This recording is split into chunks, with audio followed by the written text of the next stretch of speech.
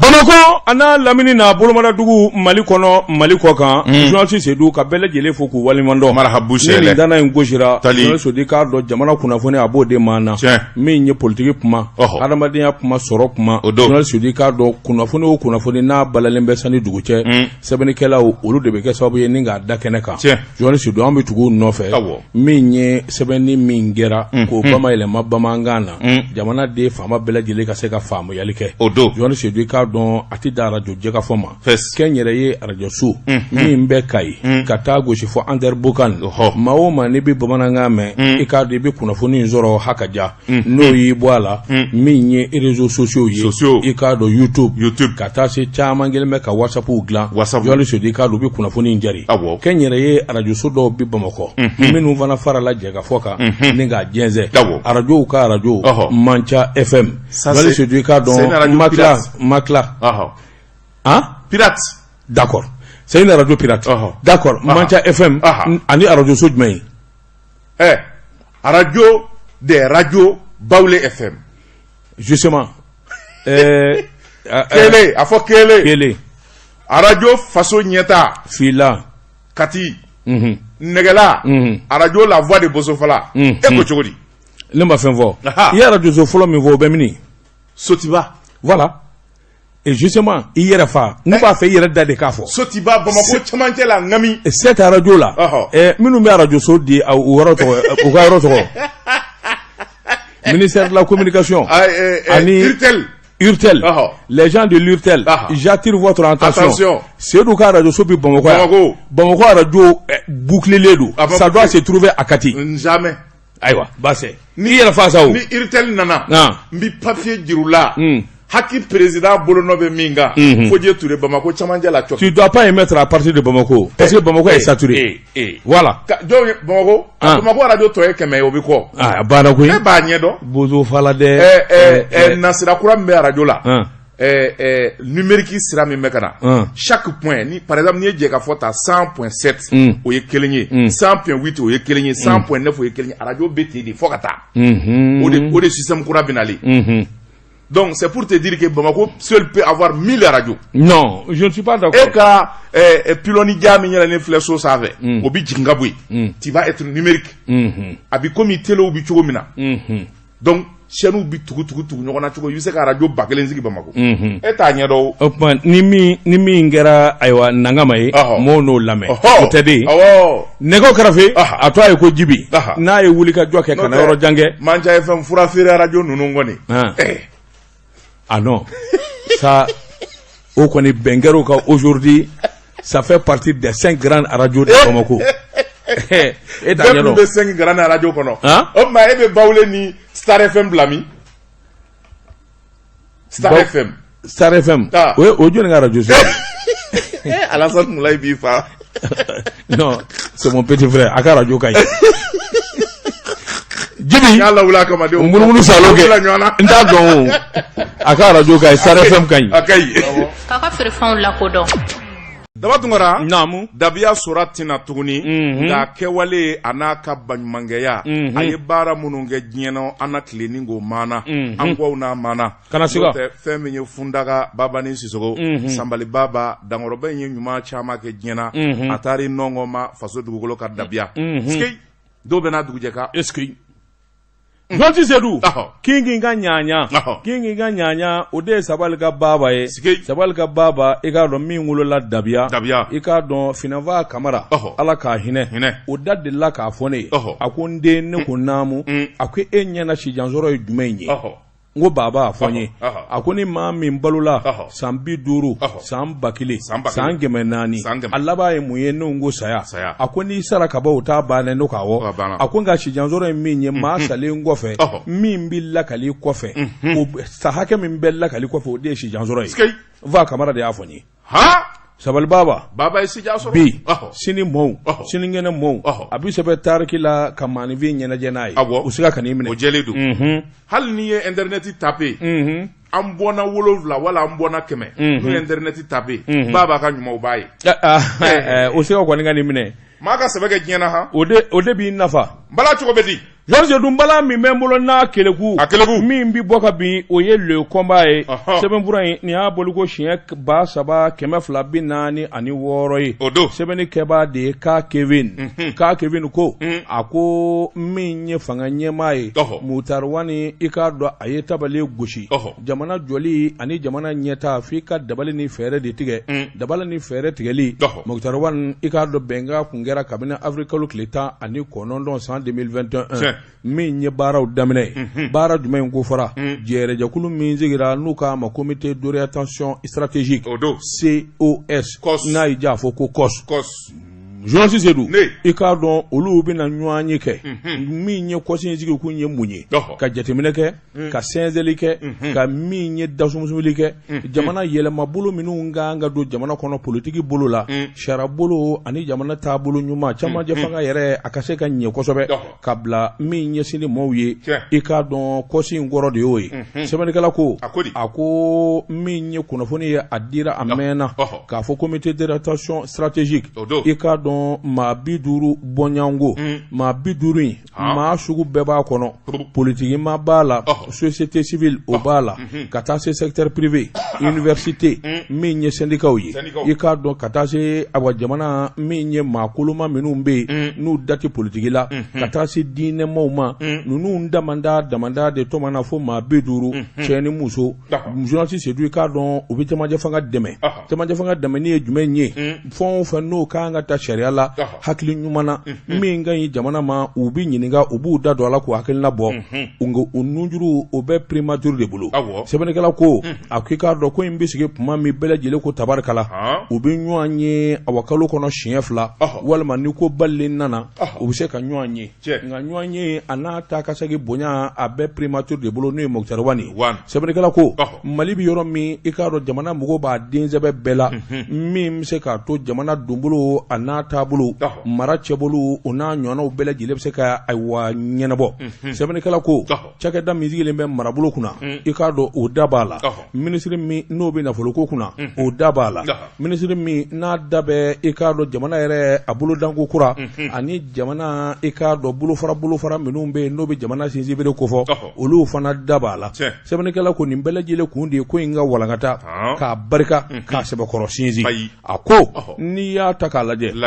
minnu wara ina fo deni o wuli ka jɔ minnu kɛra ni o kɛra kɔrɔfɔ caman ye olu ko sɛnsɛli an'o waliyali ni bɛɛ lajɛlen bɛ don ka baara la n ka ɲininkali kelen bɛ yalima maa ninnu na sɔn wa olu kɔni o kelen bɛ k'u fɔlɔ ka t'u jɔ kangara olu kɔni dimine don min ye M5RFP u y'a jira k'a fɔ min kɔni ye nin ko in ye olu bilala kɛrɛda de fɛ camancɛ fanga baara la o manga o tuma nin ko in kɔni don olu ka ko ye u na fɛ bɛɛ lajɛlen kɛ k'a lasa walima k'a sabote sɛbɛnnikɛla ko a ko nin kuma min bɔra M5RFP da yalima ko in u n'a kɛwale yalima a n'a kɛ ko sabatilen wa ɲininkali tɔn bɛɛ a ko nka siga kɔni tɛ min na min ye labɛn ye labɛnba de bɛ senna jamana vote yɛrɛ ani awɔ jamana siniɲɛsigi baaraw olu bɛɛ lajɛlen ɲɛfɔli don ka dun fɔ a la ka ban i k'a dɔn min ye ayiwa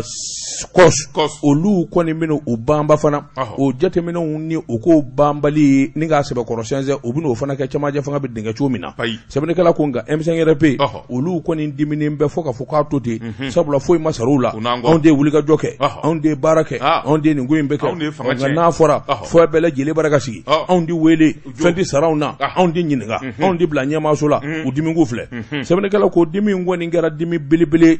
nka a mana tigɛ da o da la i b'a ye k'a fɔ ko kɔni min ye wulikajɔ ni jateminɛw ye o ko kɔni bɛ sen na sabula ayiwa fiɲɛ nana sɔrɔ ɲɔfusurula bolo bɛ sanna a ko jɛkulu wɛrɛ kun sigilen bɛ min fana kelen bɛ ka sɛnsɛnli kɛ i k'a dɔn sɛnsɛnli min bɛ tali kɛ ka ɲɛsin i k'a dɔn jamana yɛrɛ a nabolo n'a taabolo bɛ politiki wo min ye jamana ɲɛni sira ye o a ko i k'a dɔn o ko kɔni sigilen bɛ a bɛ waati jan bɔ min ɲɛmaya bɛ minisiri Mohamed Alfuseni Ture bolo sabula olu fana ye jateminɛnaw ye maa kalannenbaw don o jamana i k'a dɔn fɛn o fɛn kelen bɛ gɛlɛya ye a bɛ ɲɛnabɔ cogo min na ɲuman na i k'a dɔn olu ka baara bɛ taa fara kɔsi kan sɛbɛnnikɛla ko jamana kɔni ye terrain de n'a wulila ka ban n'i ma don a kɔnɔ joona ni terrain kɔni ye fiɲɛ sama ka mankan bɔ a bɛ taa k'i jɔlen to nin kun ye sɛbɛn ye a ɲɛ min dalo ka bɔ le combat kɔnɔ a ka bi bɔli la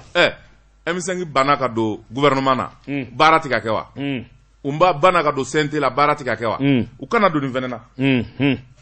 u ban zoro nyefe nda kuma chamana ibolodo daba to ngana ne bin tega do mi boni sebenye ango mima l'humanité parce que ba no yo Umaru Traoré ni nyaka sebenye Umaru Traoré ko idda bora ka puma minvo ala fili munu ganga ke watu fora sabula ministre mimbe maraboloko kuna no lieutenant colonel Ablaye Maiga yi ka fara ministre Mohamed Salia Toureka upmana uye kuna foni dige kuna foni dimi na mabi klogrena sabula apuma binyeji mamunu ma oye politique to ngoni uye kuma ime nga chama be o ya meni falikulo ye sabanigala ko ako fe min calendrier nye kala fili bike wati munu na afora wa kunafoni ko ni a cerna fanja manve politique buna kunka fe min politique jakulu ye chaman be munu nyere yo kunafoni nzoro nga balula sabanigala ko ako ni ya takalaje ma chama mi jalaki mimbi o de ka foni dati munu vora amasara olula oluma nyinga wakilina la usigile ko ni ndora doro usnaka balika me ko voter ni donyi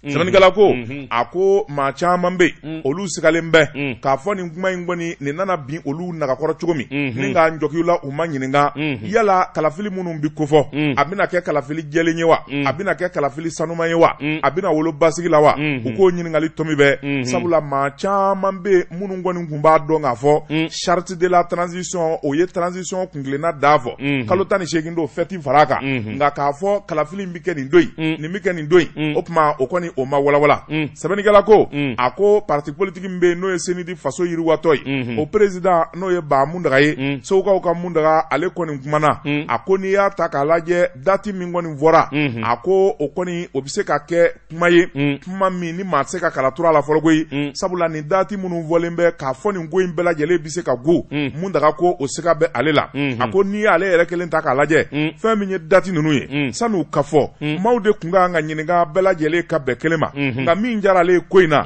dati ngoni ba jira ka fo transition kalota ani shekinye bengero ka songero ma wasakondike oka opma o min yerala o ya ale ni sodia nga ka fo ko fe min dati munu vora munu ku bela jele bise ka waleya ba mun daga ko o sika koni ba alela no borai adema PSG o nyema o ye chemoko sangare chemoko ko olu yere bu yere nyininga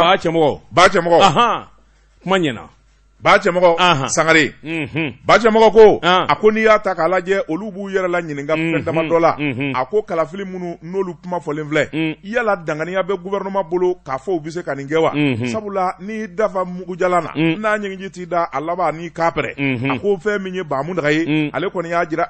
bache moko sangare ale koni ya jira ka fo fe minye ni kuma nye ale koni ye kuma ime ngale dalinda la ka fo de le fole nunu nolu bise ka labato o temene ngofe ale ya jira ka fo na manya ka fo ni na nywana bike olu munu ye politique tonye olu de ka nga nyininga o kangu fetafo na fe mi ngoni na sumane do ka kiku ni ye kelenda la doro hage bido kalotani sheki transition o nyebolido ma wara be mi ye politique maye na pmana o de isa ka ojimiye sabula fe mi ye CNT konana ale be joro nani na pmaka ka boko sebe CNT kula halna mapma kuna funi disra wara fe nga bololo sanve ani teleso la isa ka ojimu aka jado yera ale koni ya jira ka fo fe mi ye dele mi no fora ko kala filipina ko konana ninga atelia ka ba kalotani sheki ka transition ba isa ka ojimu ko ale masonde ko ko ngone mina ta ke ko namule de ka kulubu kalaba ni ya meto ka na ka bagle o de ka ke tugutugu barbari ye na nyena mina odo Jean-Louis Sedou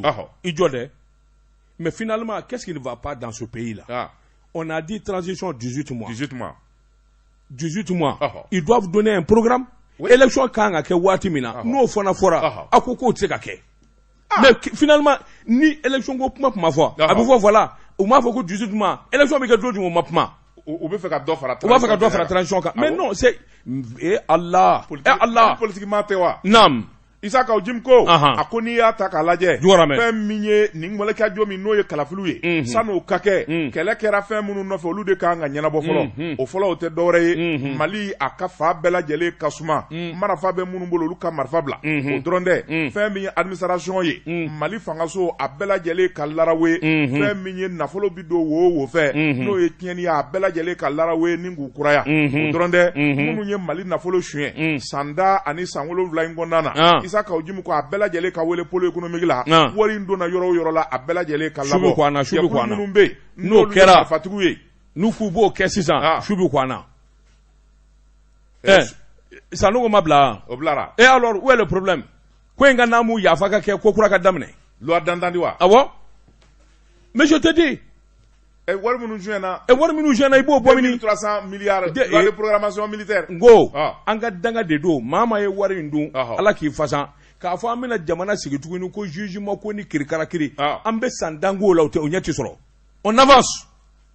O kɔfɛ Isaka Ojimko minnu bɛ ni olu kɔni kɛra sababu ye fɛn min ye milisiw ye ka marifa ta o tuma u ɲɛ ka ɲini marifa ka minɛ olu la o dɔrɔn tɛ accord min b'an bolo sanni constitution ka yɛlɛma accord de kan ka segin kan ka k'a kan u k'o ma relecture Isaka Ojimko n'o bɛɛ n'i ko i ka nin bɛɛ lajɛlen kɛ kalo 18 kɔnɔ a ti ɲɛ o tuma ale bɛ min laɲini dɔ ka fara transition kan voilà n'u b'o de fɛ u k'o fɔ joona.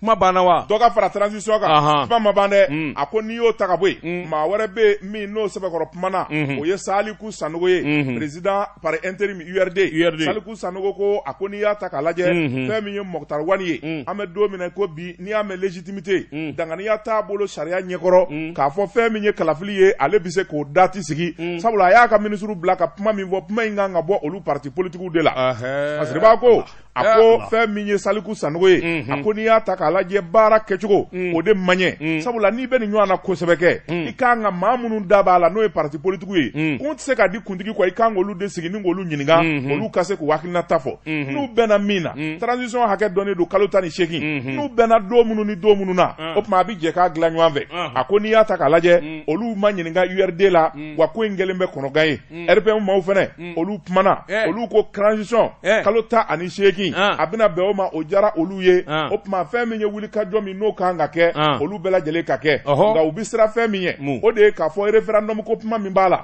o ka bɔ a la sabula waati ka surun kojugu ni k'i bɛ référendum kɛ o bɛna taa kɛ élection caman ye o tuma o ka bɔ a la président kura min bɛ sigi san 2022 o ka référendum kɛ o y'olu hakilina ye n'o tɛmɛna ka bɔ yen parti min bɛ yen n'o ye CODEM ye o vice président n'o ye Adama Jakite ye o kɔni y'a jira k'a fɔ fɛn min ye jamana cɛmancɛla fɛnw ye u filɛ ka dati minnu di dati ninnu kɔni dira haraba la ko pression de kɛr'u kan ministre min bɛ marabolo ko kunna walasa ka se ka dati ninnu di a ko n'i y'a ta k'a lajɛ parti yɛrɛ bɛ olu ka nafolo yɛrɛ o juru bɛ jamana la o ma sɔrɔ o tuma kalafili minnu fɔlen bɛ san kelen kɔnɔ kalafili 3 fɔ ka se 4 ma nin bɛɛ wari bɛ bɔ min ni wari tɛ min bolo u k'u nin bɔ a la ka vote in don Sira Seydou ani Mamadu Igor Jara ani Jalo u k'u nin bɔ a la ani jɔni Alu Bakar Jalo sanutigi Alu voilà u ka vote to olu bolo bɛɛ k'i nin bɔ a la sa k'a kɛ waritigi ko ye sa wa waritigi maa si ma bilen parti politique y'an zɛngɛ dɔrɔmɛ ti u tɛ o tuma jamana yɛrɛ bɛ vote labɛn ni miliyari min ye o bɛ bɔ min o b'u bolo o bɛ sɔrɔ jamana bolo kana siga o bɛ yen politique maaw k'u sen bɔ a la k'a to waritigiw ma o tuma jamana kɛra suguba ye wa san 30 an bɛ politique maaw bolo foyi ma ɲɛnabɔ ni politique tɔn kelen passera sa u bɛna bɛɛ kɛ politique kuma ye u bɛna nkalon ni namara tigɛ politique tɔ yɛrɛ de politique ko ka dabila sa dɛ politique tɛ se ka bɔ jamana kɔnɔ an bɛ min ɲini Alu Bakar Jalo sanu bɔla don a ka taa sanu bɔ Sira Seydou Kulubali ale ka baara tɛ sira dilan ye wa a ka taa sira dilan Mamadu Igor Jara a ka taa banque la a ka taa wari ɲini ka di jamana ma a banna maa minnu kan ka nalen n'o ye politique maaw ye URD u ka candidat di Adema u ka candidat bɔ RPM u ka candidat bɔ Asma CP le Tigre u ka candidat di Cɛma Iber Kulubali Woyo Ousseini Amion Guindo pro candidat nunu maa bi sɔrɔ nunu na minnu bɛ se ka jamana redresser Jean Seydou i tɔ an ka taa fiɲɛ bɔ n senkɔrɔ an ye dɔ kɛ nin jaatiri bɔ kuma in na jɛ ka pep k'a ka feerefɛnw lakodɔn nɛgɛ kanɲɛ 12 sera Bamako k'a fɔ jiginɛw ka bonyamasegi bɛ aw ye jɛ ka pep k'a ka feerefɛnw lakodɔn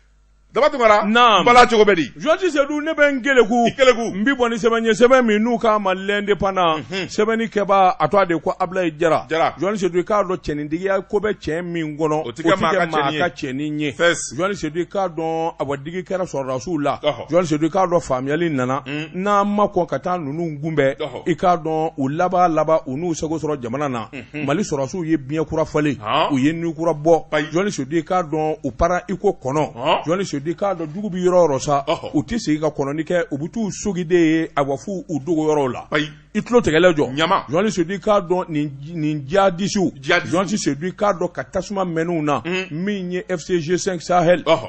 ani Mali sɔrɔdasiw journaliste di k'a dɔn bulukesu yɔrɔ min n'u b'a fɔ a ma ko ayiwa camancɛ saba Mali Burkina i k'a dɔn a ningi ɲininka Niger olu bɛɛ jɔlen bɛ frontière min na u taar'u susu i k'a dɔn a yangadi ye journaliste du sɛbɛnnikɛla ko i k'a dɔn awa min ye force G5 a n'an ka sɔrɔdasikulu journaliste du i k'a dɔn 8e bataillon i k'a dɔn Tchadien journaliste du i k'a dɔn ani Mali sɔrɔdasiw farala ɲɔgɔn kan min ye nin kalo tile 17 tɛmɛnen journaliste du i k'a dɔn kilomètre 30 Bulukesu i k'a dɔn a yɔrɔ b'o yɔrɔ de la n'i bɔra Bulukesu 30 kilo 30 journaliste du i k'a dɔn n'i ye su yɛrɛ kelen sɔrɔdasi kelen d'a la G5 maa kelen d'a la su de saradalen do dugaw kɔni kɔnɔ fan bɛɛ tewu jahadi su journaliste du i k'a dɔn sabula jahadimaw kun n'an bɛ balinako kɛ i k'a dɔn u ka jagoya marifa dilannenw minnu kɔni bi pɛrɛn n'u bɛ ayiwa tasuma bɔ n'u yɛrɛ ye u ko min ma explosif improvisé journaliste du nana ka n'olu sarisari fa bɛɛ lajɛlen la Mali sɔrɔdasiw ko anw wa fɔ a ka sa o yɔrɔnin bɛɛ lajɛlen na journaliste du i k'a dɔn u sina ka dabali ni fɛɛrɛ tigɛ jaja u sigilen kun don nin ye k'a fɔ nin bɛna kɛ n'u ye tawuli journaliste du i k'a dɔn ka tawuli ye fɛ cɛ tan buruna ye fɛ u y'a dasi 12 buruna ye fɛ u y'a dasi 10 buruna ye fɛ journaliste du i k'a dɔn jahadimaw ko n'an m'an yɛrɛ ɲini ninnu kelen bɛ ka ni kura d'u yɛrɛ la koyi an b'an dɔ filɛ kusu journaliste du hali u b'ole u tɛ to yen koyi k'u gɛn ka taa cɛ 30 minɛ ɲɛnama minnu na k'o siri k'u da an fari funna Mali sɔrɔdasiw anga wili hanga malo Mali sɔrɔdasiw anga wili hanga malo journaliste du nglande o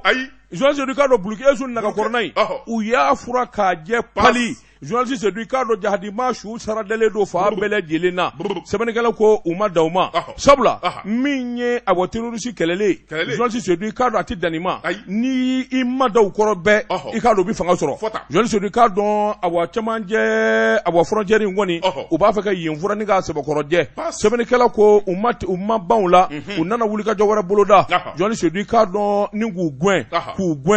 gɛn ninnu ye tiɲɛni ni mɔgɔsa min kɛ jamana in kɔnɔ a fanga ka bon journaliste du k'a dɔn o kuma u jabala o ɲɛ ka ɲini o don kelen Bulukesu journaliste du k'a dɔn Tchadienw ka kɛlɛkɛden minnu bi yan olu kun ye a bɔ wulikajɔ boloda Afrikalo tile 11 hakili b'a la Toure la journaliste du k'a dɔn olu ye faali min da u kan o fana barika bonyana journaliste du k'a dɔn u labanna sa k'u gɛn tɔni min bɛ yen journaliste du k'u bɛ t'u dogo yɔrɔ la u sina ka taa cɛ 33 ɲɛnama u m'u fa dɛ cɛ 33 ɲɛnama minɛ journaliste ayi n ko o ye technique de ye cɛ 33 u y'o ɲɛnama minɛ journaliste du k'a dɔn ka taa bɔ marifa mobili moto i bi sira fɛn minnu ye u to nin den ɲɔgɔn kan k'a bɛɛ lajɛlen salo u y'o bɛɛ kɛ a bɛɛ an mun bɔra o l'armée Mali an mun bɔra nin kun ye sɛbɛn ye an ye min bɔ l'indépendance kɔnɔ a ka bi bɔli la daba tungana ne bɛ n tɛgɛ don a ko cɛ bɛɛ lajɛlen n'i ka kɛlɛkɛ marifa fɛn min ye Mali sɔrɔdasiw ye Asimi Goyita ani colonel Sadio Kamara n'u ka cɛdenw n'u ye se sɔrɔ Bulukesu fɛn min ye Mali yɛrɛ sɔrɔdasiba dɔ bɛ yen n'a y'i ja a fɔ général n'a y'i ja a fɔ marshal ale fana ye se sɔrɔ Farabugu Ousmane Serifu Madani Aidara kɛlɛ banna pewu le général de l'islam le maréchal de l'islam marifa min b'ale bolo o ye kuranɛ de ye a ye se sɔrɔ Farabugu kalo kelen tɛ dɛ kɛlɛ yɛrɛ banna pewu marifa ti ci Farabugu a ti ci ɲɔnɔ mara labilen ne de y'a f'i ye Basaden Sikayi Kakaden Ousmane Madani Serifu Aidara Basaden kan ka nin kɛ Sikayi naam kuma bɛ kɔfɛ naam a ko n'i y'a ta k'a lajɛ fɛn min ye Ousmane Serifu Madani Aidara ye bɛɛ tɛ ko min bɛɛ a ko n'i y'a ta k'a lajɛ wulikajɔ ni cɛsiri a yɛrɛ ti dunun fɔ a ti bala fɔ nka a cɛsirilen don su a cɛsirilen don tile sabula Ousmane Serifu Madani Aidara a diyara i ye i bɛ se k'o fɔ a ma diya i ye i bɛ se k'o fɔ nka k'a fɔ maa min don a ti Mali fɛ a ti bɛɛ ɲini alisilamɛw ni ɲɔgɔn cɛ a ti bɛɛ ɲini jamana kɔnɔ k'a fɔ jamana in kanu t'a la i ye wulu nkalon tigɛ sɛbɛnnikɛla ko a ko fɛn min ye serifukɛ ye a kun ye wuli ka jɔ kɛ fɛn min ye jɛkulu kɛrɛnkɛrɛnnen dɔ ye ni k'o sigi k'a ɲɛmaya di Mufa Tarawele ma olu ka wuli ka jɔ kɛ waati min ni Farabugu gɛlɛya nana a ko jɛkulu dɔ bɛ n'o ye Mali danbetɔ ye olu taara sigi ka fɔ kɛ o man ɲɛ a ko fɛn min ye minisiri min yɛrɛ bɛ réconciliation kunna n'o ye Ismaël Wage ale yɛrɛ taara forum kɛ ɲɔnɔ ka maaw fara ɲɔgɔn kan kuma fɔra ni k'a nugu o dugusɛjɛ u ye mugu ci ɲɔgɔn na bɛɛ ma kɛ a ko fɛn min ye Chérif Gaye a yɛrɛ nana lajɛ sa o tuma nin ko in bɛ kala cogo min an ka jamana mago de banna an tɛ se ka nin sigi lajɛ o tuma a ye wuli ka jɔ de daminɛ min bɛ se k'a to hakilinaw ka kɛ kelen ye sɛbɛnnikɛla ko a ko n'i y'a ta k'a lajɛ Usmani Sherifu Madani Ayidara a ye kunkanɲɛ fɔlɔ min bɔ sigikafɔw ni taa ni ka segiw la fɛn min ye maafalajugu ninnu ye n'o ye terroriste ye u nana bɛn a kan k'a fɔ fɛn min ye kalo kelen ye u b'u bolo jigin maa kɔni si ti maa fa bɛɛ lajɛlen ka t'i ka baara la sɛbɛnnikɛla ko o kɛra sababu ye minnu ka foro tɔni bɛɛ olu k'o lagila minnu ka baganw yɛrɛ kɛlen bɛɛ olu k'u ka baganw garaw la maa dɔw bɛ minnu kun minɛlen bɛɛ olu bɛ se ka lasegin cogo min ni ka t'u ka so o kɛra dɔw kun daɲana kɛlɛ senfɛ olu kɔni suturali sera ka kɛ i n'a fɔ silamɛya b'a laɲini cogo min sɛbɛnnikɛla ko a ko kalo kelen min n'o dira terrorisiw fɛ o kalo kelen o nana kunjɛ abirikalo tile 15 o tuma fɛn min ye délai o banna nka ka koɲɛ fɛn min ye Chérif Gaye Usmani Sherifu Madani Ayidara jɛkulu min bɛ n'a y'o bila ka taa kuma kunfɔlɔ kɛ a y'u ci tuguni a ye taa fɔ an balima ninnu ye u ka sabali kɛlɛ in yɛrɛ bɛ se ka ban cogoya min na pewu u k'o fɔ a ko n'i y'a ta k'a lajɛ sani fɛn min ye kalo kelen ye o kɛlɛ ba ka kɛ u kun ye min laɲini o de ye Mali armée yɛrɛ o ka taa ka bɔ Segu mara in na pewu o tuma k'u yɛrɛ damaw to yen n'o kɛra u ti mugu ci maa na sɛbɛnnikɛla ko o de kun y'u ka condition ye nka Ala ni Usmani Sherifu Madani Ayidara a ye wuli ka jɔ ni cɛsiri min kɛ ka tiɲɛ fɔ ninnu ɲɛ u bi diinɛ kuma kɛ u bi Ala ta fɔ ɲɔgɔn ye u bi sigi u bi kuma a ka ciden minnu bɛ olu ka timinanja n'u ka wuli ka jɔ bamanji ninnu bɛ ji jigin n'u ka to la u nana fɔ cidenw ye o tuma fɛn min ye kalo kelen n'o banna an bɛ tile 3 fara a kan u ko an zɔn o ma u nana so ka na ci fɔ Usmani Sherifu Madani Ayidara ye Ayidara ko tile 3 ye belebele ye nka ma fa a ye taa tuguni a ko fɛn min ye cidenw ye u taalen u ni bamanju ye ɲɔgɔn ye n'o ye terroriste ye u ko wa tile 3 an y'a kɛ tile 6 ye u nana ci fɔ Ayidara ye Ayidara ko diyara n ye a y'u fo n ye nka ma fa a ye taa tuguni a bɛ kɛ tan de u seginnen ka taa u ko a y'a fɔ Ayidara bɛ mun de kɔ Ayidara ko n b'a fɛ marifa de kana ci bilen kɛlɛ in de ka ban u ko a ye taa fɔ Ayidara ye ko an sɔnna kalahari J3 kalahari J3 naam délai tɛ dɛ a ko fɔ ka min kɛ maa si ti mugu ci maa na u ko Ayidara ma n'i ye mugu ci k'a mɛn ɲɔnɔ mara la n'i y'a mɛn Jabali n'i y'a mɛn Farabugu n'i y'a mɛn Dogofiri binganikɛlaw don fɔ n'a kɛra bazow ni misisow ye n'o tɛ k'a fɔ jihadisi bi marifa ci bilen wala dozo o banna Allah sɛbɛnnikɛla ko a ko n'i y'a ta k'a lajɛ fɛn min ye nin sigi in ye a ko ale ma da kuma in mɛnni ma o tuma minnu nana lakali ale ma da u ka lakali ma ale yɛrɛ ye wuli ka jɔ kɛ dugu min bɛ n'o ye Sogolo ye kilo 15 o bɛ ale ni ɲɔnɔ cɛ Farabugu yɛrɛ kilo 70 b'o ni ɲɔnɔ cɛ dugu wɛrɛ bɛ n'o ye Dɔgɔfiri ye a ye ni maa bɛɛ lajɛlen wele ni k'u ɲininka u bɛɛ lajɛlen kɔni nisɔndiyalen bɛ an bɛ don min na ko bi sabula u y'a seereya k'a fɔ bili haki fɛn min ye terroriste ye min fɔ u y'a waleya o tuma fɛn min ye sigi ka fɔ ye Ayidara fɛ a ye sira sɔrɔ a ko n'i y'a ta k'a lajɛ dimanche don n'o bɛnna a bɛ kalo tile 18 ma minnu ko i kɔrɔ 22h waati fɛn min ye Ayidara ka cidenw ye u seginna ka na fɛn min ye maa 6 ye a kun y'olu de ci o tuma fɛn min ye kunɲɔgɔn kelen ye u y'o kɛ taa ni ka segin na sigi kɔni wolola hɛrɛ la u nalen o dugu tila kelen Ayidara ko a ti taa dɛ jɔnjɔn min n'aw n'a ka kan o conseil islamique tɔgɔ la n b'a da u disi la dugu tila in na a d'u ma a dir'u ma a ye médaille d'u ma Allah a fɔ Basaden Allah ko duman kɛri kɔ ayi ko duman ma fɔ ko a fɔ a ye ko wula in na n bɛ taa su tigɛ a fɛ yen jihadisiw rencontré yɔrɔ u kɛmɛ ka marifabaw n'u turu k'u sigi sisun kɔrɔ ani mangorosun kɔrɔ ani jalasun kɔrɔ u bi kuma na marifatigi bɛ yan fɛ dɔw b'a la a takbir o y'a sɔrɔ Ayidara ka cidenw nalen bɛ u jɔ u maa 6 dɔrɔn ninnu ka ca maa 1000 ye i kun kan ka kɛ de tu étais bien là-bas ne bɛ taa kɛ i kalannen don i bi kuranɛ dɔn filanan i ye jali ye i bi tariku dɔn n'i kulera i kumakan bi don maaw la sabanan i faso don Segu don a naaninan i y'a Ayidara ka kalanden ye e kun kan ka kɛ mini Farabugu ne bɛ taa Farabugu Allah e ka hasidiya ni ɲɛngoya je b'a fɔ o kɛra fa joona de ye ne ka taa ye n tɛ n ti taa n'u nana yan n'a kuma kɛ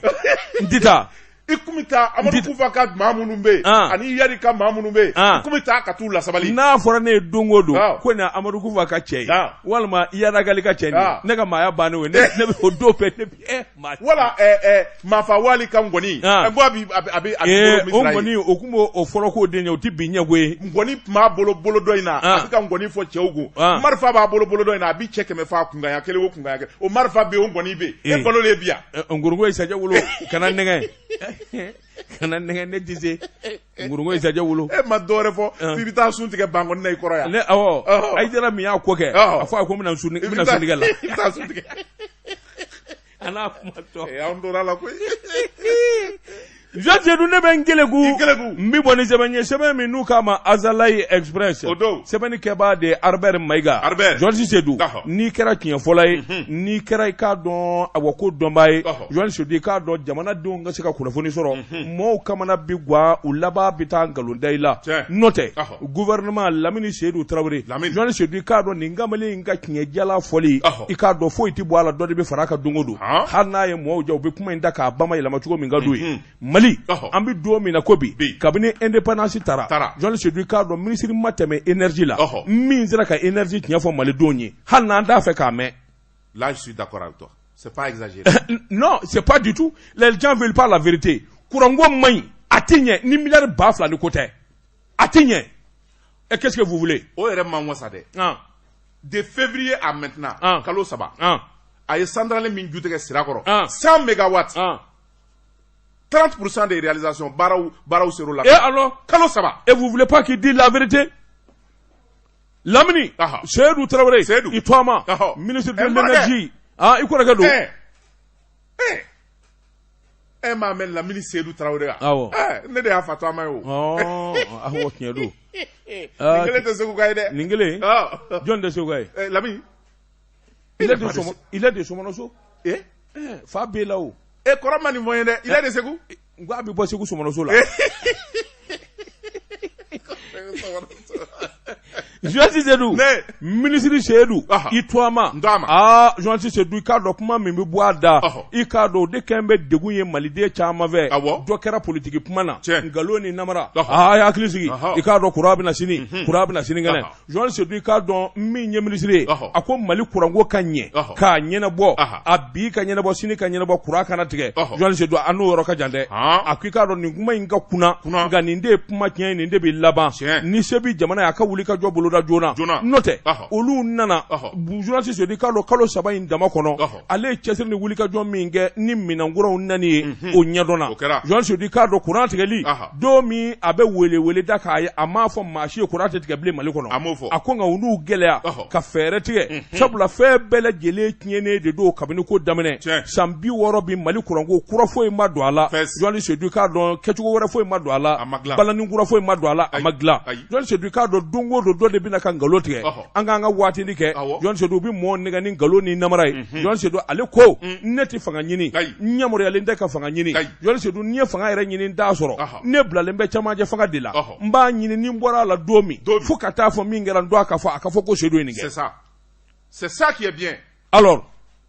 san 20 ani kɔ fɛn kelen bi sen na Jean-Ti Seydou k'a dɔn don o don tugutugu bari a ko o t'a ɲɛ min bɛ Mali kuranko ɲɛnabɔ u ɲɛfɔra tile Jean-Ti Seydou o n'a damanda fɛɛrɛ minnu kan ka tigɛ a y'o ɲɛfɔ Jean-Ti Seydou k'a dɔn filijuru kɔrɔ minnu bɛ yen kabini indépendance tara filijuru min bɛ bɔ Misira ka taa n k'i ɲininka ayiwa Sogonikɔ o filijuru kelen de bɛ a tolilen don a tigɛlen don k'a ban n'olu minnu bɛ dugu jukɔrɔ olu caman ta tiɲɛna Jean-Ti Seydou min ye Itouama ye a ko ni miliyari 2000 ni kɔ tɛ Mali kuranko bi ka ban a sini ka ban gɛlɛya kana minɛ abada ninnu don sabula min ye tile bayɛlɛmalen k'o kɛ courant ye jibɔndɔ minnu bɛ ka yɛlɛma ka kɛ courant ye Jean-Ti Seydou o n'a damanda walima fiɲɛ bayɛlɛmani a ko ninnu de bɛ mɛn si la ninnu de bɛ kɛ sababu ye Mali kuranko ka basigi Jean-Ti Seydou k'a dɔn courant tigɛli ye waajibi ye maa mana na o bɛna ko dɔ fɔ k'a bari ɲɔgɔn na ka mɔgɔw ɲɛmu ko pe kole voilà le mot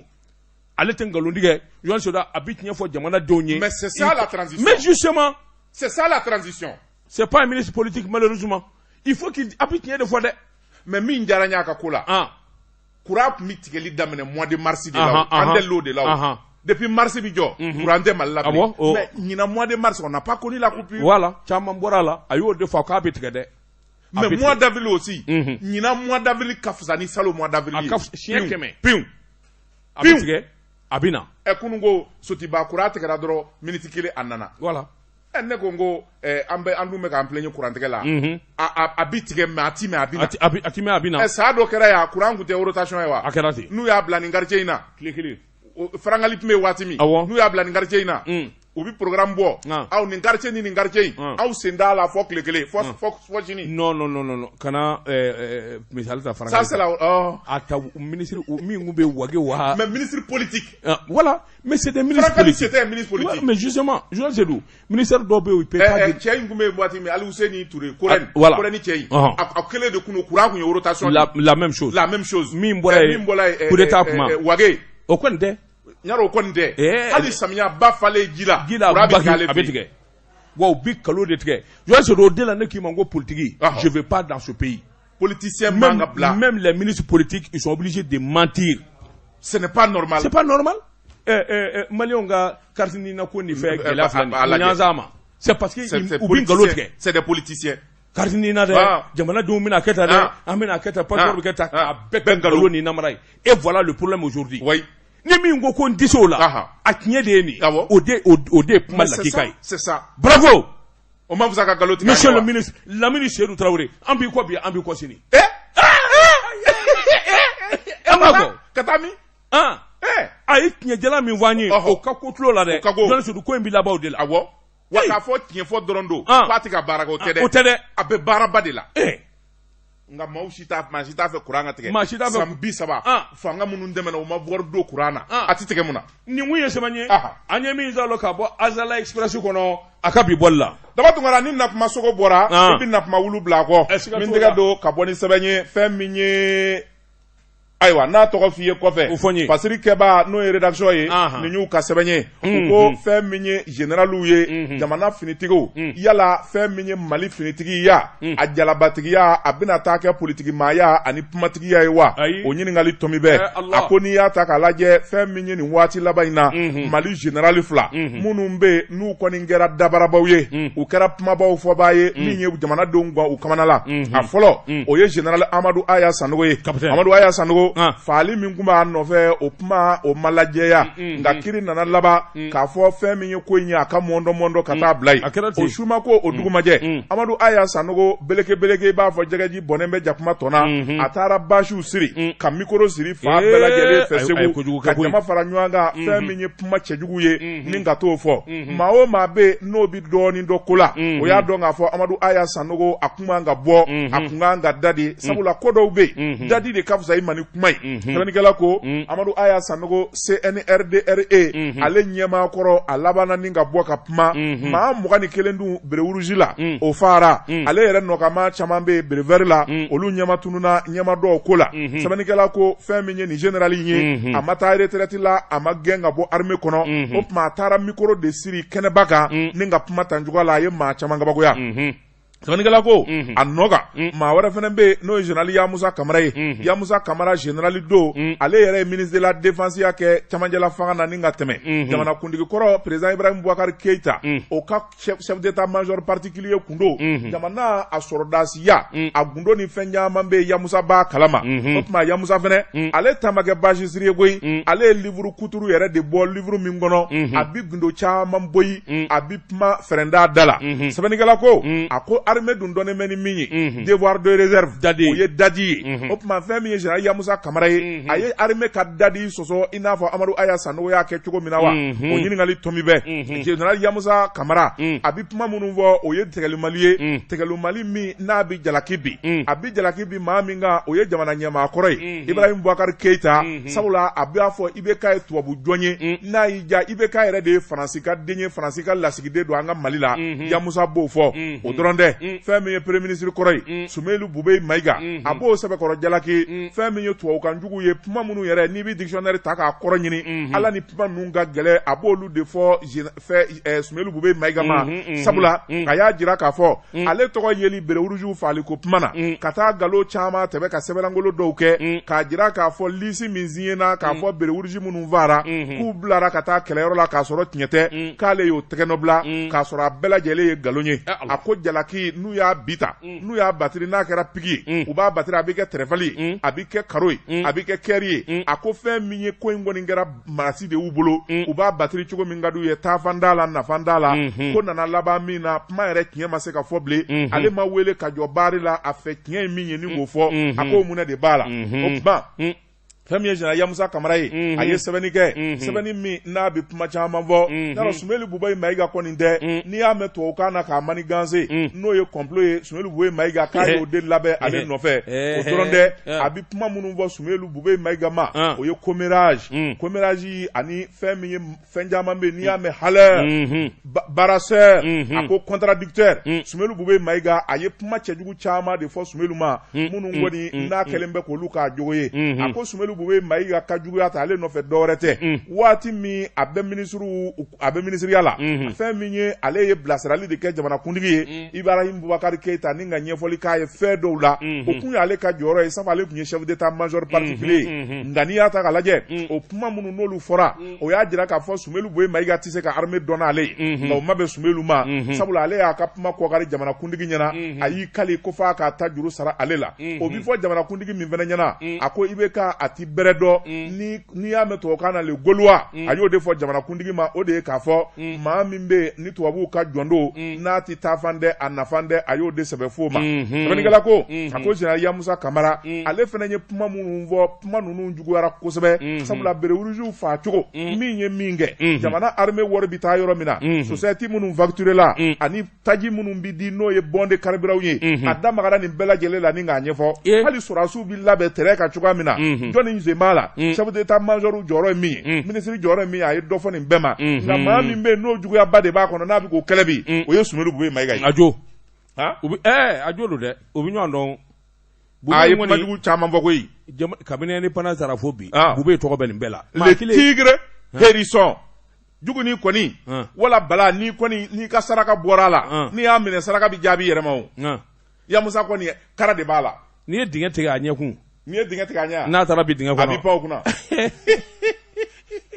a b'i pan o kunna. c'est le tigre hérisson. bɛɛ n'i minɛ cogo don. bala de don a b'i pan. ɲuguni ni bala e t'u kɛlɛ o i bɛ dingɛ de t'a ɲɛ k'a gbɛn a bɛ se ka taa bi dingɛ kɔnɔ buru a tuma i b'o fili a da la ye. a y'o kɛ motion de censure la o. a banna c'est tout. motion de censure. o ye dingɛ tigɛ koyi. Georges Seydou ne bɛ n keleku. n bɛ bɔ ni sɛbɛn ye sɛbɛn min n'u k'a ma le swing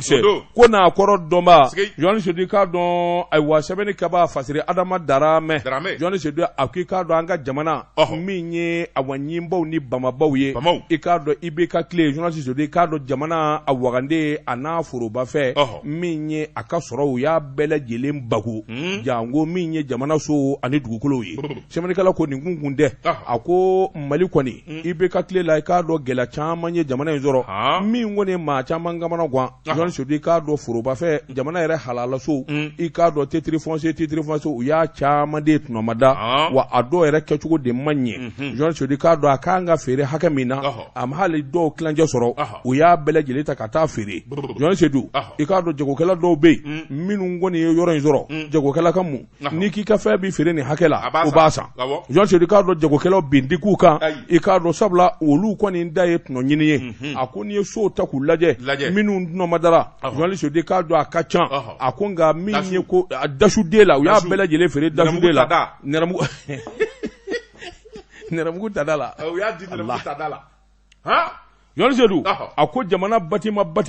a bɛɛ lajɛlen de tunɔmadara k'a feere ten furufalaki Georges Seydou k'a dɔn a nka n'i ye ko ta k'u lajɛ i b'a ye k'a fɔ nganamu ani janfa de tun bɛ caman na a ko ACI kɔnɔ titre foncier dɔw tun bɛ yen Georges Seydou k'a dɔn titre foncier minnu dabɔlen don awa jagokɛyɔrɔw kama walima cliniques walima min kɔni ye bɛɛ lajɛlen jɛyɔrɔ walima ballon Georges Seydou caman de tun bɛ yen walima i k'a dɔn awa bande verte Amidalayi ACI la u labanna k'olu bɛɛ lajɛlen fana ta ka taa tunɔmada Jonas Sedi k'a dɔn k'a feere k'a sɔrɔ a kuma dabɔ so joli kama a ko nka n'i ye ko ta k'a lajɛ yɔrɔ minnu bɛ yen n'o kun dilen don Madame Senbara Fanta Kaɲasi i k'a dɔn ani Sidi Mohamed Kaɲasi Jonas Sedi k'a dɔn ani wulikajɔw ni jateminɛw ninnu bɛɛ lajɛlen nana minɛ ninnu na Jonas Sedi k'a dɔn ka taa feere ka sin ka ni tunɔmada k'a sɔrɔ papier de dilen kun d'u ma a ye nin yɔrɔ in minɛ i k'a dɔn san 10 san 90 Jonas Sedi k'a dɔn contrat kelen don k'a bila a ko nka n'i y'a ta k'a lajɛ u laban nana k'u yɛlɛma nin yɔrɔ fɔn fɔ filɛ nin ye k'a bɛɛ lajɛlen ta ka sin ka taa tunɔmada ten a ko n'i y'a ta k'a lajɛ i b'a ye k'a fɔ dugukolo fila bɛ yen min ye fɛrɛfɛrɛ 45 i k'a dɔn ani 42 hectares Jonas Sedi k'a dɔn titre foncier 62 69 min ye wulikajɔ ni jateminɛ a filanan titre foncier 65 71 Jonas Sedi k'a dɔn min bonya 48 hectares i k'a dɔn ayiwa o den nana k'a tunɔmada miliyɔn kɛmɛ ani miliyɔn kelen wallahi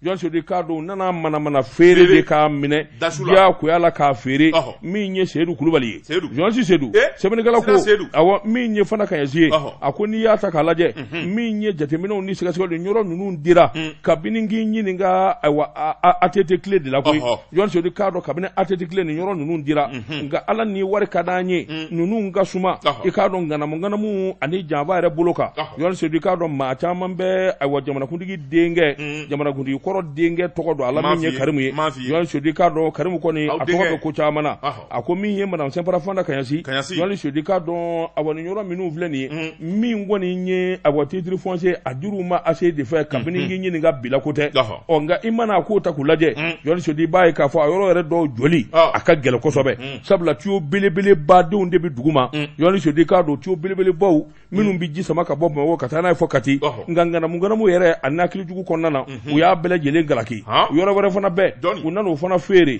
min ye Madame Madina Sila min ye Agayɛrɛ la fufurumuso u nana dɔ feere o fana ma awɔ Jonas Sedi o fana yɔrɔ dɔ san min ye titre foncier numéro 65 70 Jonas Sedi k'a dɔn i tulo fɔlɔ dɛ wari min donna na i b'a dɔn miliyɔn kɛmɛ ani miliyɔn kɔnɔntɔn ani buruburu wallahi Société Arizona Jonas Sedi i k'a dɔn o fana yɔrɔ titre foncier numéro 66 65 Jonas Sedi k'a dɔn i tulo fɔlɔ miliyɔn 35 ani 5 a n'a kunkanfɛ Allah miliyɔn 30 i kɔrɔ Jonas Sedi ko Mali kɔni u y'a burujafu de jamana Jonas Sedi a ko a bɔ yɔrɔ dɔw bɛ yen Jonas Sedi k'a dɔn a dugukolo a ye feere ko fila kɛ sɔgɔmada kelen Jonas Sedi k'a dɔn k'a feere ka tila k'a feere o yɔrɔnin bɛɛ lajɛlen a ko jate o fana o dɔnnen don min kɔni ye o jateminɛw n'o sɛgɛsɛgɛliw ye i b'a ye k'a fɔ adamaden kamana ganna o la fo k'a fɔ k'a to ten Jonas Sedi k'a dɔn titre foncier i b'a ye k'a fɔ min ye acte notarié ye koyi k'o k'a la Jonas Sedi i b'a ye k'a fɔ ayiwa min ye bâtiment direction kɔrɔ commerce concurrence Jonas Sedi k'a dɔn ayiwa o fana feere la feere ko fila sɔgɔmada kelen Jonas Sedi i b'a ye k'a fɔ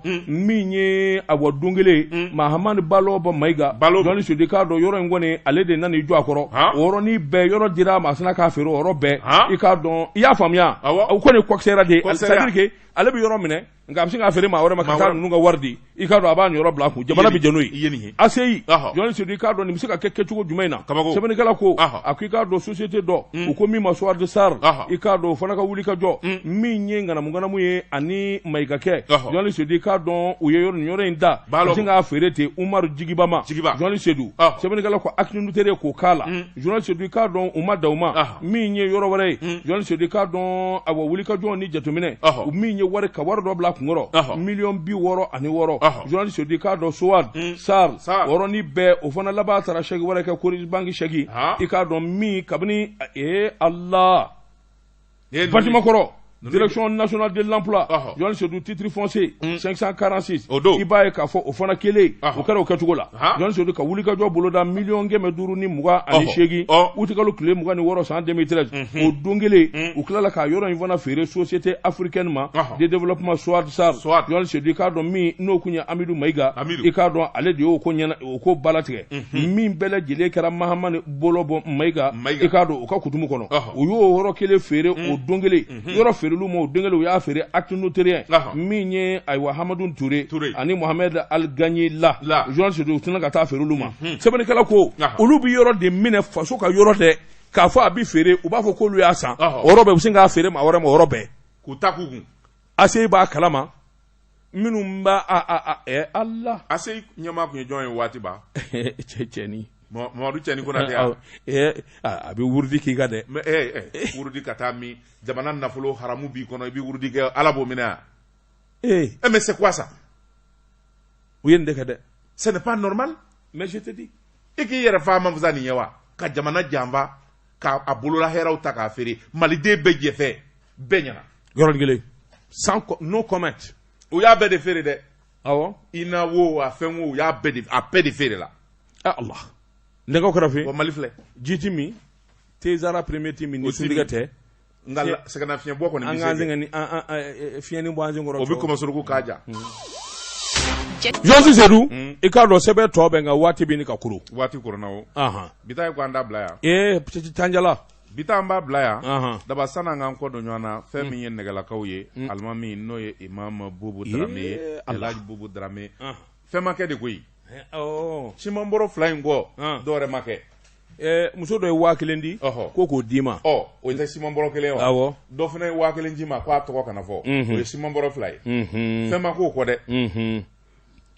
fɛn ma k'o kɔ an bɛ alisamɛw kɔnɔ ayiwa baasi o tuma fɛn min ye misiri bililiko ye an bɛ k'a ɲɛɲini o tuma fɛn min ye alimami ye n'o ye Imam Bubu Darame ye a ko a bɛ dɛmɛ ɲini ani commission bɛɛ lajɛlen alimami ka numéro ye 71 55 11 51 fɛn min ye Cheikh Diko ale ye commission président ye ale ka numéro ye 70 63 20 33 kɔrɔfɔ ɲɛna Jɔn Sedu k'a dɔn k'a fili bi ka taa kunbɛn sini inshallah misiri jɔli o ye Ala ka so ye i se maa kɛ min ye numéro minnu dira i k'a dɔn a filiw kun Jɔn Sedu k'a dɔn sunkalo min ye Usaz Bare i k'a dɔn a bɛ waajulu daminɛ kabini su bi tigɛ fo ka taa fɔ suguri dunna maa o maa n'i b'a fɛ ka dɛmɛ kɛ diinɛ dɛmɛ don i k'a dɔn i bɛ se ka dɛmɛ di Usaz Bare ma inshallah i k'a dɔn a bɛ k'i ka sini ɲɛsigi ye Jɔn Sedu k'a dɔn foli ani tanni an n'o kɛ ka ɲɛ an teri dɔw ma u nana bɔ an ye Ablaye Diallo ka bɔ Gabon Sumɛlɛ Tarawele ka bɔ Congo ani groupe WhatsApp jɛkafɔ mɔɔw an ka foli b'u ye Jɔn Sedu i k'a dɔn jumadon an kun dara Kayi i k'a dɔn min ye an ka musokɔrɔba ye i k'a dɔn ale de fatura awɔ wallahi wallahi an ka musokɔrɔba de fatura Kayi i k'a dɔn Alhaji Hamiɲa muso i k'a dɔn anw ba don o de fatura i k'a dɔn Ala k'a hinɛ Ala ka yafa k'a ma maa o maa bɔra i k'a dɔn Senegali Mauritanie Bamako sunkalo la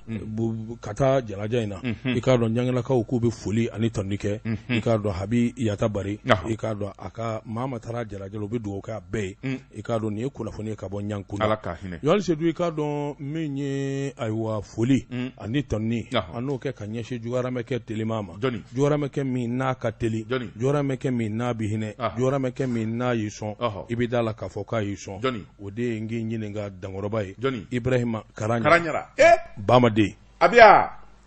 a cɛ mun bɛ s'i ma n ko a ka foli bi yan e ka dun ka bɔ ko kun n'a famana de e taara mun na yen